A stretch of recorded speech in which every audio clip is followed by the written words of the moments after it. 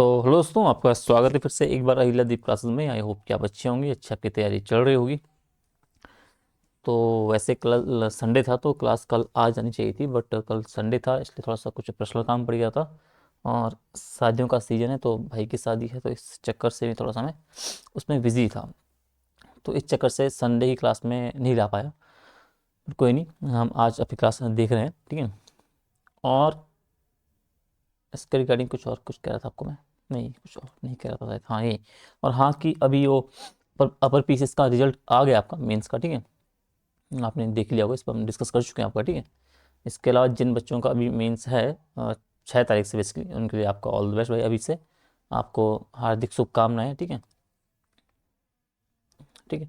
तो आपको क्या करना है भाई, आप अच्छे से अपने आंसर को है, अपने अच्छे से बिल्कुल क्वालिटी आंसर लिखने हैं, ठीक है। क्वालिटी आंसर लिखने हैं। आपको मैप जहाँ पे हो समुचित रूप से मैप्स का इस्तेमाल करना है अपने आंसर में। पेपर को कंप्लीट करना है, ठीक है। एक भी सवाल के आपको नहीं छोड़ना है, पूरे 25 के 25 सवाल आपको पर आपको करने हैं, ठीक है। तो इन सब बेसिक जो बातें बेसिकली, इनका आपको विशेष रूप से ध्यान आपको रखना है, ठीक है। और स्पेशली हिंदी मीडियम जो बच्चे हैं उनके लिए एक विशेष ध्यान उनको रखना है, क्योंकि हिंदी बच्चे क्या है मेंस में पिछड़ जाते हैं बाकी इंग्लिश के कंपैरिजन में, क्योंकि वो जो बोलते हैं, जो आंसर बेसिकली जिस डिमांड जो है क्वेश्चन की उस रूप में वो दे नहीं पाते हैं। तो पहले क्वेश्चन को समझना है सबसे पहले कि क्वेश्चन की डिमांड क्या है। जितनी डिमांड है सिर्फ उतना आपको आंसर लिखना है और उसी फॉर्मेट में लिखना है, ठीक है। फालतू गप नहीं मारनी है अपने ओर से। ये कॉलेज का एग्जाम तो नहीं है, आपको पता ही है, जहाँ कुछ भी गप मार के आ जाएंगे और आप हमें नंबर मिल जाएंगे, ठीक है। कॉपी भरना यहाँ पे इम्पोर्टेंट नहीं है। बस क्वालिटी आंसर आपको लिखने की, जो क्वेश्चन की डिमांड बेसिकली आपको सिर्फ वही बताना है, और कोशिश करनी कि आपको फैक्चुअल रहना है। मतलब आपको क्या है, पूरा पॉइंट रहना है, आपको वहाँ पे गप नहीं मारनी, ठीक है। लैंग्वेज नहीं बनानी है, आप वहाँ पे पूरी पैराग्राफ और स्टोरी बनाने में लगे हो। टू द पॉइंट जाना है भाई, जो पूछा है वो सिर्फ बता के आना है, सिंपल सी बात है, ठीक है। तो इसके अलावा हम क्या देख रहे हैं, आपका हम देख रहे हैं बेसिकली आपका एपीएस का सिलेबस ये है, ठीक है। इसमें हम आपका जो से नीचे आ गया ना, ठीक है। लेटर हम देख रहे थे, हमने शासकीय पत्र देखा और शासकीय पत्र देखा, दोनों का एक कंपैरिजन हमने देखा, ठीक है। और इसके अलावा बेसिकली क्या है आपका, जो हम देखने वाले हैं आज, जो आपका है कार्यालय ज्ञाप, ठीक है। तो आज हम कार्यालय ज्ञाप देखेंगे, फिर आपका आदेश बचेगा, अनुस्मारक, और फिर अधिसूचना, और फिर आपका ये लेटर वाला सेगमेंट क्या है आपका पूरा यहाँ पे हो जाएगा, ठीक है।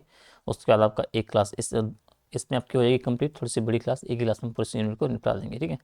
तो तीन कितना क्लास आपकी, दो, तीन, चार, पाँच क्लास आपकी हो चुकी है, 6, 7, 8, 9, 10 क्लास आपका ये हो जाएगा। एक क्लास में मान लो 11, 12, 13, 14, ठीक है। और वही, और जो एसए का सेगमेंट आपका बेसिकली है, उसमें 4-5 क्लास पे हम आपका पूरा निपटा देंगे। 14 और 20 क्लास, 6 क्लास आपके बची ना। अब इसमें ये देखो आप कि आपदा प्रबंधन एक क्लास हम पूरा इसमें देख लेंगे। एक क्लास आपका रोजगार स्वरोजगार आपका हो जाएगा, इन संबंधी विषय आपके होंगे उन पे आपका आ जाएगा। एक भ्रष्टाचार संबंधी चीज़ें आपकी जो हो गई इन पे देख लेंगे। एक क्लास डिजिटल इंडिया पे देख लेंगे। भारतीय संविधान विषय पे देख लेंगे। और ऐसे कुछ आपके संबंधित आपके कोई टॉपिक ऐसे के लिए हो सकते हैं जो अन्य, उन पे हम चीज़ों को देखेंगे, ठीक है। बट इनमें तो विशेष रूप से आपको देखना है, क्योंकि आपके उठा के बिल्कुल सिलेबस में दी गई चीज़ें हैं, समझिए। और उसी के साथ 20 क्लास आपका जो क्लास बेसिकली आपका ये पूरा सिलेबस आपका निपट जाएगा, ठीक है। तो सीधा हम आपके आते हैं भाई क्लास के कंटेंट पे। ये आपका कार्यालय ज्ञाप, अब हमें देखना है कार्यालय ज्ञाप, ठीक है। अब हम कार्यालय ज्ञाप जब देखते हैं तो ये भी आपका एक पत्राचार हम बोल सकते हैं, पत्र विभाग बोल सकते हैं कि एक ऐसा रूप है। कौन, जो आपका कार्यालय ज्ञाप है, वो बेसिकली आपका जो पत्र व्यवहार है उसका एक ऐसा रूप होता है जिसके माध्यम से होता क्या है कि जो आपका कोई सरकारी आपका जो कोई सरकारी विभाग आपका है, कोई कार्यालय बेसिकली है, वो क्या करेगा, वो कोई विशिष्ट आपका हो गया या कोई सामान्य सा मामला है, ठीक है। तो विशिष्ट मामला या कोई सामान्य मामला जब आता है तो उसे क्या करता है, एक कार्यालय अथवा विभाग के माध्यम से क्या आपका दूसरे कार्यालय के सचिवालय के शासन के अंदर, शासन के बाहर, या शासन के अंदर ही आपका एक विभाग बेसिकली बोल सकते हो, या एक कार्यालय अथवा विभाग के माध्यम से एक कार्यालय अथवा विभाग को क्या आप अंतर विभागीय के रूप में, या फिर आप क्या एक अंतर अनुभागीय के रूप में क्या आप एक औपचारिक निर्देश देने हो या संदेश प्रेषित करने हो, उसके लिए क्या आपका जो एक पत्र व्यवहार का जो रूप आपका कार्यालय ज्ञाप बेसिकली, उसका इस्तेमाल बेसिकली किया जाता है, ठीक है। और इसके साथ क्या है बेसिकली, आप जो गैर सरकारी आपके व्यक्ति आपके हैं, ठीक है, गैर सरकारी व्यक्ति आपके हैं, उनके पत्र अगर कोई आते हैं या उनकी कोई याचिका वगैरह आती है, तो उनके संबंध में अगर आपको उत्तर देना है तो वहाँ के लिए भी इसका प्रयोग आपका कार्यालय ज्ञाप का बेसिकली आपका उपयोग वहाँ किया जाता है। तो कार्यालय ज्ञाप को आप एक सरल सी साधारण सी परिभाषा आपको याद रखनी है भाई, कि कार्यालय ज्ञाप पत्र व्यवहार का वो रूप है जिसके माध्यम से किसी सरकारी कार्यालय में किसी विशिष्ट अथवा सामान्य मामले से संबंधित क्या आपका एक कार्यालय अथवा विभाग से क्या है दूसरे कार्यालय अथवा विभाग को अंतर विभागीय और अंतर अनुभागीय जो औपचारिक निर्देश होते हैं और संदेश होते हैं वो प्रेषित किए जाते हैं, और तथा गैर सरकारी व्यक्ति आपके हो गए के पत्रों और उनकी जो याचिकाएं बेसिकली उनका उत्तर देने के लिए भी क्या आपका जो बेसिकली आपका कार्यालय ज्ञाप है इसका इस्तेमाल किया जाता है। और ये आपकी परिभाषा आपकी होगी भाई, ठीक है। तो कार्यालय ज्ञाप को आपको आगे समझना है, ठीक है। आगे हम अगला कार्यालय आदेश पढ़ेंगे, तो ज्ञाप और आदेश में एक अंतर तुलनात्मक रूप हम देखेंगे क्योंकि इनमें थोड़ा सा कन्फ्यूजन रहता है, ठीक है। तो अभी आप कार्यालय ज्ञाप देखो सब, ठीक है। अब बेसिकली ये आप कार्य की ये तो आप समझ गए भाई कार्यालय ज्ञाप होता क्या है। अब आपको ये देखना है कि वो कौन सी परिस्थितियां आपकी ऐसी आएंगी जहाँ पे आपको कार्यालय ज्ञाप जो आपको लिखना पड़ेगा, यानी कि कौन सी परिस्थितियों में आपका क्या है कि प्रयोग की परिस्थितियां कौन कौन सी है जिन पे कार्यालय ज्ञाप का इस्तेमाल किया जाता है, समझ गए। तो आप ये बोलोगे जो कार्यालय ज्ञाप आपका होता है वो हमेशा क्या होगा, जो आपका समान स्तर का अधिकारी बेसिकली है, या फिर आपका जो कार्यालय आपका हो गया, ठीक है, या आपका एक ही संस्था के अंग हो बेसिकली, अथवा अधीनस्थ अधिकारी या जो आपका कर्मचारी बेसिकली हैं उनको आप जो कार्यालय ज्ञाप बेसिकली आप भेज सकते हैं, ठीक है।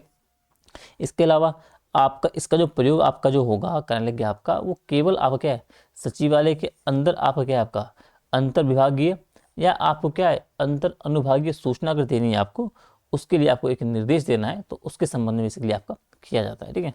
तो कार्यालय ज्ञाप आपको याद रखना है, इसका प्रयोग क्या है केवल आपका शासन के अंतर्गत बेसिकली आपका जो है उसके अंतर्गत जो विभिन्न प्रकार के विभाग हैं अनुभाग बेसिकली हैं उनके मध्य आपको निर्देश सूचना देने संबंधी आपका प्रयोग जो बेसिकली किया जाता है इसका किया जाता है। ये आपकी इंपॉर्टेंट बात इसकी, इसे आपको थोड़ा सा ध्यान रखना है, समझ गए। अब ये बोल रहा है कि जो जनप्रतिनिधियों, ठीक है, जनप्रतिनिधियों आपका जो बोल रहा है कि जो आपके वर्तमान हो गए या भूतपूर्व सांसद बेसिकली विधायक आपके हो गए या कोई जो अन्य आपके जनप्रतिनिधि हैं, ठीक है।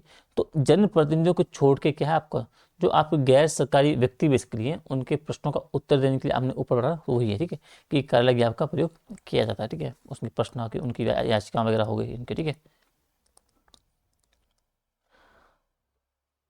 ठीक है, ये आपका हो गया, ठीक है। अब ये याद आपको रखना है कि अगर आप क्या है अगर आपको शासन से बाहर क्या है आपको सरकार सचिवालय से बाहर अगर आपको कोई सूचना देनी है भाई, अगर कोई निर्देश देना है कोई संदेश देना है तो उसके लिए आप कार्यालय ज्ञाप नहीं, उसके लिए आप क्या है जो आपके शासकीय और जो अशासकीय पत्र बेसिकली है उनका प्रयोग ही आप करोगे, ठीक है। इन बात को आपको ध्यान रखना है, ठीक है।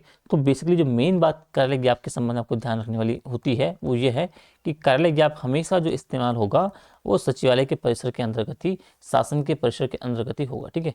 तो उस शासन के अंतर्गत उस सचिवालय के अधीन जो बेसिकली आपके जितने विभाग हैं जितने अनुभाग हैं उनसे संबंध में बेसिकली आपको निर्देश सूचना देनी है, उसके लिए आपको कार्यालय ज्ञाप का इस्तेमाल किया जाएगा ठीक है। अब आपको देखना है कि कार्यालय ज्ञाप के अंग कौन कौन से होते हैं, ठीक है, ये आपको देखना है। अब सबसे पहले आपको देखना है कि जो आपका कार्यालय विभाग और अनुभाग है, तो जब आप इसकी ड्राफ्टिंग करते हो तो सबसे पहले जो ऊपर आपका आता है ऐसा आपका रहेगा, ये आपका आलेख रहेगा, ठीक है। और सबसे ऊपर यहाँ पे आपका आता है कार्यालय, जो बेसिकली जहाँ से आपका ये ज्ञाप भेजा जा रहा है उस कार्यालय का नाम आता है, ठीक है। उसके नीचे आपका आ जाएगा विभाग अनुभाग, ठीक है। तो कार्यालय ज्ञाप में बेसिकली आपका सर्वाधिक सबसे ऊपर बेसिकली आपका आता है कार्यालय आता है, उसके बाद आपका विभाग और अनुभाग का इस्तेमाल वहाँ पे मतलब बेसिकली लिखा हुआ जाता है, उल्लेख वहाँ पे किया जाता है, ठीक उसके नीचे, ठीक है। उसके बाद आपकी संख्या दिनांक स्थान की बात आप करोगे, और जब आप कर लोगे कार्यालय यहाँ पे आपने कार्यालय का नाम लिखा, बीचों बीच आपने विभाग अनुभाग लिखा बीचों बीच, इसके ठीक नीचे आपको लिखना पड़ता है क्या, यहाँ पे आपका आता है संख्या, कार्यालय ज्ञाप संख्या। जैसे उसमें पत्रांक संख्या था ना, पत्र संख्या शासकीय और शासकीय में, वैसे इसका भी जो आपकी संख्या बेसिकली जो आपकी होगी कार्यालय ज्ञाप की वो आपको यहाँ पे डालनी होती है। तो यहाँ पे आपका आ जाएगा संख्या बेसिकली सिर्फ, ठीक है। और ठीक इसके नीचे आप क्या है इसके ठीक इसके नीचे आप क्या डालते हो, आपका जो शासकीय पता बेसिकली जो शासन का जो पता है उसे आपको डालना पड़ता है। तो पहले आप लिखते हो यहाँ पे दिनांक विवरण चिन्ह, सबसे पहले आप स्थान का उल्लेख करते हो और उसके बाद आप तारीख डालते हो, फिर आप पूर्ण विराम मार देते हो। तो ये आपका एक इंट्रो बेसिकली हम बोल सकते हैं, इंट्रो नहीं मतलब एक शुरुआत, जो आपकी सबसे ऊपर चीज़ें आनी चाहिए। जो अंग बेसिकली हम बात कर रहे हैं वो आपकी 4 चीज़ हो गए। सबसे ऊपर कार्यालय का नाम, आपका विभाग अनुभाग, फिर दिनांक, सॉरी आपका तीसरा नंबर पे क्या था आपको ये व्याकरण हो गए, हाँ। तो आपका उसके जो संख्या बेसिकली आपका जो ज्ञाप संख्या है, और अंत में चौथे नंबर पे आपका आ जाएगा दिनांक और आपका जो स्थान बेसिकली, ठीक है। यहाँ तक क्लियर है? अब ठीक है, अब ये आपने बोल दिया भाई। अब जो मेन बात आप आओगे तो अब आपका आता है उसके बाद एक आता है कार्यालय ज्ञाप का आपको उल्लेख करना पड़ता है। यानी कि जब आपने ये लिखा यहाँ पे ऐसे आलेख बनाया, ये 4 चीज़ें बीचों बीच आपने डाली, तो ठीक इसके नीचे आपको बड़े बड़े अक्षरों में आपको कार्यालय ज्ञाप आपको लिखना पड़ता है ऐसे। और हर स्थिति में क्या है, इसे आपको अंडरलाइन करना है, ठीक है। तो दिनांक और स्थान के कुछ बात क्या, आपको कुछ स्थान छोड़ना है, यहाँ पे से मैंने छोड़ा। और आलेख पत्र के मध्य भाग में आपको क्या मोटे अक्षरों में क्या आपको कार्यालय ज्ञाप आपको लिखना होता है, ठीक है। और जिसे आपको रेखांकित करना क्या है आपका अनिवार्य आपका बन जाता है। तो हर स्थिति में जब आप कार्यालय ज्ञाप लिखोगे मोटे अक्षरों में, तो इसे आप क्या है, इसे आप रेखांकित भी करते हुए रहोगे, ठीक है। हो गया। अब ये बोला है कि तत्पश्चात क्या है, कार्यालय ज्ञाप का मुख्य भाग आपका प्रारंभ होगा। तो जब आपने ये कर लिया, फिर आपको क्या, आपका जो मुख्य भाग है यहाँ से आपको शुरू करना पड़ता है ऐसे।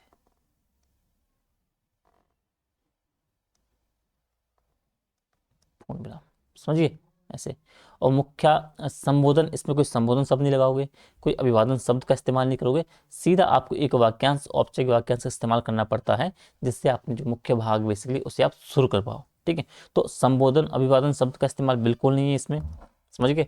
आपका जो औपचारिक वाक्यांश बेसिकली है कि भाई हदोस्ताक्षरी को यह कहना है भाई, या हदोस्ताक्षरी को यह कहने का निर्देश हुआ है। तो इन 2 वाक्यों के माध्यम से क्या है, आप अपने इस जो गैप बेसिकली उसका इस्तेमाल, उसकी शुरुआत आप करोगे यहाँ से, ठीक है। अधोस्ताक्षरी को यह कहने का निर्देश हुआ है कि, मेन बात पूर्ण विराम। इसी समुचित आप पैराग्राफ बनाओगे भाई, अगर एक ही इसमें आ गया तो ठीक है, जितने पूर्ण विराम, फिर वही सेम टू नंबर 2 नंबरिंग, हाँ सेम हुई चीज़ है, ठीक है। ऐसे इन बात को ध्यान आपको रखना है। अब आपने ये लिख दिया भाई, अब क्या करना है, फिर जब आपका मुख्य वाक्य आपका समाप्त हो जाएगा, उसके बाद आलेख के दाईं ओर बेसिकली आपका क्या है, कुछ स्थान छोड़ना है आपको, और प्रेषक का नाम ठीक नीचे क्या आपको संक्षिप्त पदनाम का आपको उल्लेख किया जाएगा, ठीक है। तो यहाँ पे बेसिकली आप क्या भवदीय और भवनिष्ठ का जो बेसिकली हम प्रयोग करते थे ऊपर, उनका इस्तेमाल नहीं करना है। सीधा आप किस में आओगे, आप प्रेषक का नाम और पदनाम क्या है यहाँ पे दाईं ओर ये बोल रहा है, इधर आप यहाँ पे कर लोगे, ठीक है। फिर आपका आता है प्राप्तकर्ता का नाम भाई। अब प्रेषक के ठीक नीचे आप डालोगे प्राप्तकर्ता का नाम, ठीक बाईं ओर, ठीक है। यहाँ पे इधर कि प्रेशर के पश्चात क्या आपको आलेख के बाईं ओर क्या है, आपको अंत में बेसिकली क्या आपका सेवा में लिखना है यहाँ पे, ठीक है। यहाँ पे मैंने लिखा है सेवा में, कॉमा अल्पविराम, और फिर आपको जो उसका प्राप्तकर्ता का पदनाम लिखना है और शासकीय पता लिखना है। किसी भी हालत में आपको जो प्राप्त करता है उसका नाम नहीं आएगा, सिर्फ सेवा में पदनाम और सीधा शासकीय पता यहाँ लिखोगे। नाम आप किसी स्थिति में नहीं डालोगे प्राप्तकर्ता का, समझ गए। उसके बाद आपका आती है पृष्ठांकन संख्या, और जो प्रतिलिपि की हम बात करते हैं, अगर उससे संबंधित प्रतिलिपि आपको भेजनी है तो सेम वही जो हम शासकीय पता में शासकीय पत्र और शासकीय में कर रहे थे, उसी की तरह की प्रतिलिपि भेजेगी भाई। किस तरीके से, वही आपने लिखा जी, आपका हो गया यहाँ से वही पृष्ठांकन संख्या आपने लिखा, ठीक है। विवरण चिन्ह नंबर 1 नाम डाला, तद दिनांक पूर्ण विराम, ये अंडरलाइन, और ये आवश्यक कार्यवाही हेतु प्रेषित, और निम्नलिखित को सूचनार्थ और आवश्यक कार्यवाही हेतु प्रेषित, और पूर्ण विराम आप कर दोगे, ठीक है। सेम नीचे फिर वही आप नंबर 1 नंबर 2 प्रतिलिपि ऐसे पूर्ण विराम, और नीचे फिर बोल दोगे आज्ञा से हस्ताक्षर, वही जो प्रतिलिपि आपका भेज रहा है स्थान छोड़ के उनका नाम और पदनाम भी इसके लिए, ठीक है। और आपका जो एक गैप होगा यहाँ पे समाप्त हो जाएगा, ठीक है। नाम नहीं प्राप्त करता, ये आपका हो गया है। पृष्ठांकन संख्या भाई अंत में आज्ञा से लिख करके आपका नाम और जो पदनाम बेसिकली है उसका उल्लेख करोगे, किसका, जो आपकी प्रतिलिपि भेज रहा है, ठीक है जी, समझ गए। तो ये कुछ चीज़ें बेसिकली आपकी है जो अंग के रूप में हम कार्यालय ज्ञाप के संबंध में हम देखते हैं, ठीक है। तो अब आप थोड़ा सा इसका फॉर्मेट आप समझ लो, ठीक है। उसके बाद हम एक क्वेश्चन आपका देखेंगे और कार्यालय ज्ञाप आपका क्लियर आपका हो जाएगा, ठीक है। तो वही मैंने कहा, ये आपका आलेख के बीचों बीच आप सबसे पहले कार्यालय का नाम लिखोगे भाई, समझ गए। विभाग अनुभाग आएगा, फिर नंबर 1 जो भी आपको करना है, फिर आपका आएगा ठीक नीचे संख्या, विवरण चिन्ह, यहाँ पे आपकी संख्या आ जाएगी भाई, ठीक है। फिर ठीक नीचे आपका आएगा दिनांक, और दिनांक आया विवरण चिन्ह, सबसे पहले स्थान का उल्लेख करोगे और तारीख और पूर्ण विराम, जो हो गया। ध्यान ये रखना है कि ये आपका सीक्वेंस है ना, बेसिकली ये सीधा इसी सीक्वेंस में आप जितना अच्छे तरीके से लिखोगे आपको नंबर उतने अच्छे आपको मिलेंगे, ठीक है। तो अपने लेख का भी इस्तेमाल करना है, अपने अच्छा लिखना है भाई, साफ लिखना है कि एग्जामिनर को साफ साफ दिखे, उसे कुछ मेहनत ना करनी पड़े कॉपी चेक करने के दौरान, ठीक है। उसके बाद कुछ जगह मैंने कहा था, कुछ जगह छोड़ के, एक मिनट, सॉरी थोड़ा सा कॉल आ गया था अर्जेंट। तो मैं ये कह रहा था कि आपने ये देखा कि शुरुआत आपने कर ली, आपने फिर जगह छोड़नी है, जगह छोड़ने के बाद वही ये, ठीक है, कि बड़े बड़े अक्षर में आपको इस तरीके से कार्यालय ज्ञाप लिखना है, और हर स्थिति में आपको क्या इसे रेखांकित करते हुए जाना है, ये लिखा।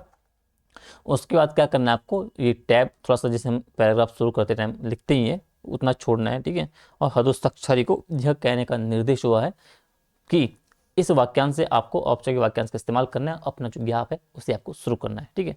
इन बातों का विशेष आपको ध्यान रखना है भाई कि आपका जो ये गैप बेसिकली ये है ना, ये आप देख रहे हो बीच का, ये लास्ट का ये गैप जो है, ये समान रूप से आपका बना रहे, ताकि आपका जो लेख है, जो आपका लेटर है, वो आपका अच्छा दिखे, समझ लो। चिपकाना नहीं है, इतनी दूरी आपको बनाए रखनी है, ठीक है। तो ये करने के बाद फिर आपको यहाँ से आपको शुरू करना है, जो आपका एक फर्स्ट पैराग्राफ आपको पूर्ण विराम मार देना है, ठीक है। अगर एक पैराग्राफ में खत्म हो जाए तो अच्छी बात है, नहीं तो आपको ज़्यादा बड़ा पैराग्राफ नहीं बनाना है, और आप सीधा सेकंड नंबर पे आप आओगे, सेकंड पॉइंट आपको डालना है, और सीधा इसी के नीचे अधोस्तक्षारी के नीचे आपको बराबर में आपको सेकंड पैराग्राफ आपको शुरू करते हुए इसे आपको पूर्ण विराम के साथ समाप्त कर देना है, और यहाँ पे आपका जो कार्य गैप होगा इतने में आपका मुख्य भाग आपका समाप्त हो जाएगा, ठीक है। फिर आपका प्रेषक की बात मैंने की, तो ऐसा नहीं लिखना आपको कि प्रेषक लिखो, आपको ऐसा कुछ नहीं लिखना है, सीधा आप दाईं ओर जाओगे, हस्ताक्षर यहाँ पे वो कर लेंगे, उनके ठीक नीचे उनका नाम आएगा भाई, और उसके ठीक नीचे उनका शासकीय जो एक पता नहीं आपका जो एक पदनाम बेसिकली उसका आप उल्लेख करोगे, शासकीय पता का उल्लेख यहाँ पे आपका नहीं करना है, ठीक है। शासकीय पता प्रेषक का यहाँ पे नहीं आएगा, समझ गए। ठीक नीचे उसके यहाँ पे आपका ये समाप्त होगा, इसके ठीक नीचे थोड़ा सा स्थान छोड़ने के आप लिखोगे सेवा में, ये कौन सेवा में कौन है भाई, प्राप्तकर्ता का नाम है, ठीक है। सेवा में आप डालोगे आपका अल्प विराम पदनाम ठीक नीचे और उनका शासकीय पता। अब यहाँ पे प्राप्तकर्ता का नाम किसी स्थिति में नहीं आएगा, सिर्फ पदनाम आएगा और शासकीय पता आएगा और पूर्ण विराम आएगा, इतने आपका जो ये आपका हो जाएगा, समाप्त हो जाएगा। अब अगर प्रतिलिपि भेजनी है तो सेम वही प्रोसेस, आपको सेवा में ठीक नीचे हुई पृष्ठांकन संख्या विवरण चिन्ह नंबरिंग करोगे, नंबर 1 आपका जो लेटर का संख्या है वो डालोगे, तथा दिनांक पूर्ण विराम, हर स्थिति में इसे करोगे आप पूर्ण विराम, ये अंडरलाइन करोगे।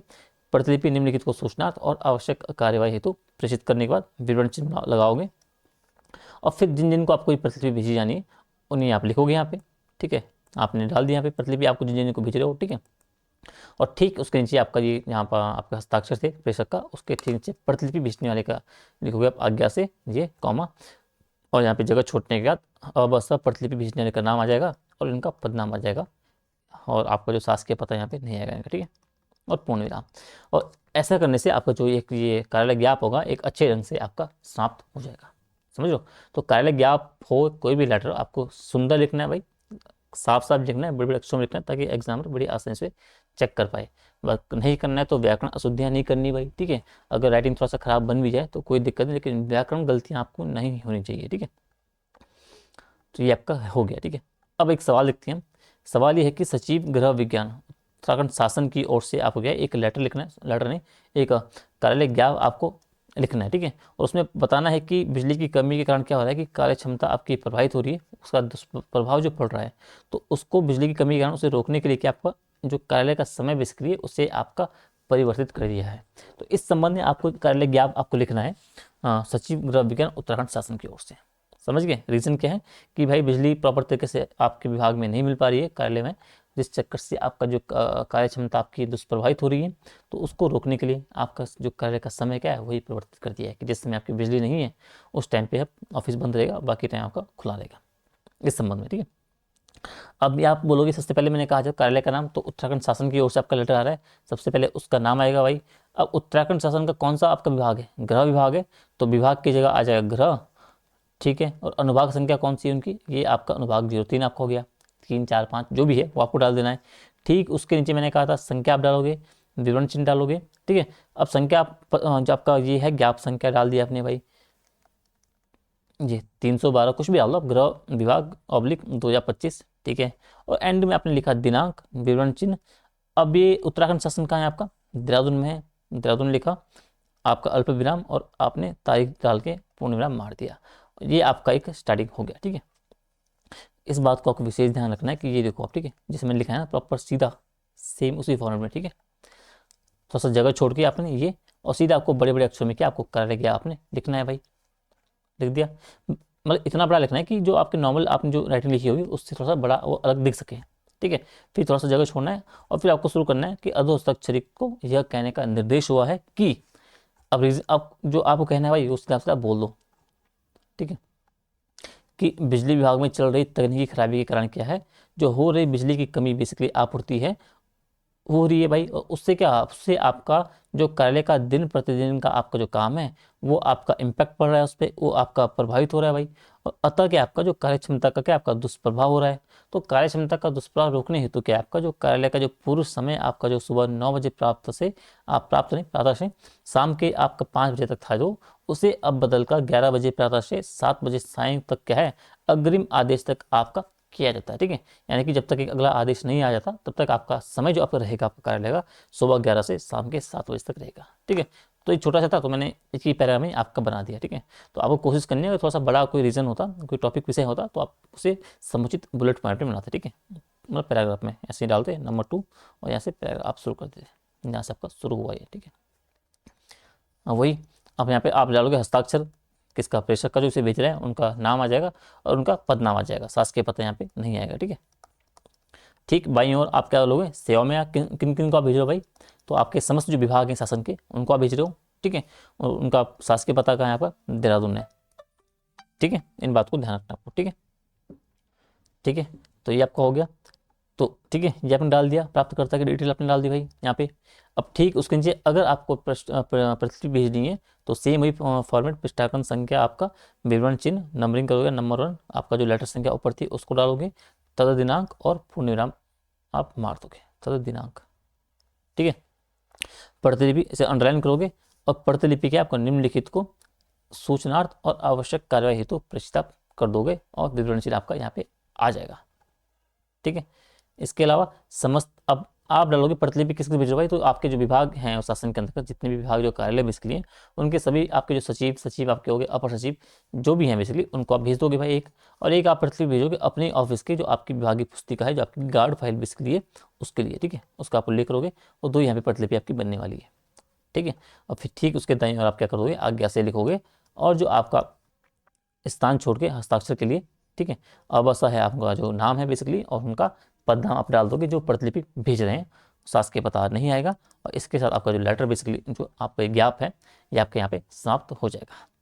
ठीक है, समझ गए आप, तो ये आपका कार्यालय ज्ञाप है और इसी फॉर्मेट में आपको जाना है, कुछ नहीं करना है, आपको समझना है, परिभाषा समझनी है, अंग देखने हैं, ये फॉर्मेट आपको समझ जाना है और फिर आपको डिफरेंट डिफरेंट टाइप के आपके सवाल बना के आपको इसी फॉर्मेट कर लगे आपको लिखना है। ठीक है, आप पीवाई को निकालोगे भाई, अभी जो गैप पूछे गए होंगे आयोग द्वारा उनको देखना है, चाहे वो अपर में हो, लोअर में हो, आर ओ ARO में हो या APS में पूछे गए हो, उनकी हेल्प से आपको ऐसे टॉपिक को आप और स्ट्रॉन्ग आपको करते हुए जाना है। ठीक है, आप चाहो तो BPSC या UPPSC का भी एक क्वेश्चन रह के दे सकते हो। ठीक है, तो वहाँ से भी प्रैक्टिस कर सकते हो। तो ये आपको कार्यालय ज्ञाप आपका यहाँ पे हो जाता है। ठीक है, अब आपका बचेगा कार्यालय आदेश, उसे हम कल देखेंगे। ठीक है, तो कल हम जो देखेंगे एक तो कार्यालय आदेश हम देखेंगे, और जो गैप और जो कार्यालय आदेश के संदर्भ में जो एक कन्फ्यूजन रहता है उसे हम देखने की कोशिश करेंगे, उनका तुलनात्मक अध्ययन हम करने की कोशिश करेंगे। ठीक है, तो आज के लिए इतना ही है।